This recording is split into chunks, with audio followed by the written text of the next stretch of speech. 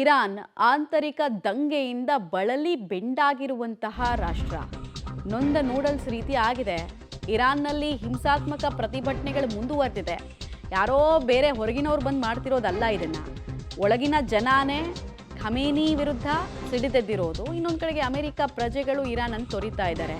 Iran ತೊರೆಯುವಂತೆ ಸೂಚನೆಯನ್ನು America ತನ್ನ ಪ್ರಜೆಗಳಿಗೆ, ತನ್ನ ನಾಗರಿಕರಿಗೆ ಕೊಟ್ಟಿತ್ತು. ಇರಾನ್ ಮೇಲೆ ಹಾಗಾದ್ರೆ ಅಮೆರಿಕ ಬಹಳ ದೊಡ್ಡ ಏರ್ ಸ್ಟ್ರೈಕ್ ಅನ್ನು ಮಾಡುತ್ತಾ? ಹಂಗೊಂದು ಪ್ಲಾನು ಮತ್ತು ಸುಳಿವಂತೂ ಸಿಗ್ತಾ ಇದೆ. ಇರಾನ್ ಮೇಲೆ ಡೊನಾಲ್ಡ್ ಟ್ರಂಪ್ ಕಣ್ಣು ಬಿದ್ದು ಬಹಳ ಸಮಯಗಳಾಗಿದೆ. ಅಮೆರಿಕದ ಸಹಾಯ ದಾರಿಯಲ್ಲಿದೆ, ನೀವು ಯಾವುದೇ ಕಾರಣಕ್ಕೂ ನಿಮ್ಮ ಪ್ರತಿಭಟನೆಗಳನ್ನು ಕೈ ಬಿಡಬೇಡಿ ಅಂತ ಕೂಡ ಯಾರು ಇರಾನ್ ವಿರುದ್ಧ ಇರಾನ್ನ ನಾಗರಿಕರು ಪ್ರತಿಭಟನೆ ಮಾಡ್ತಿದ್ದಾರಲ್ಲ ಅವ್ರಿಗೂ ಕೂಡ ಹೇಳ್ತಾ ಇದ್ದಾರೆ. ಹಾಗಾದರೆ ಸಹಾಯ ಅಂದರೆ ಯಾವ ರೀತಿ ಸಹಾಯ? ಖಮೇನಿಯನ್ನ ಕೂಡ ಈ ವೆನೆನ್ಸುಲಾ ಸರ್ವಾಧಿಕಾರಿನ ಎತ್ಕೊಂಡು ಹೋಗಿದ್ದ ರೀತಿ ಕರ್ಕೊಂಡು ಹೋಗ್ಬಿಡ್ತಾರಾ? ಇದೊಂದು ಪ್ರಶ್ನೆ ಇದೆ. ಇರಾನ್ ಮಿಲಿಟ್ರಿ ಅಮೆರಿಕ ಅಂದುಕೊಂಡಷ್ಟು ವೀಕ್ ಇಲ್ಲ, ಅದು ಅಮೆರಿಕಕ್ಕೂ ಗೊತ್ತು.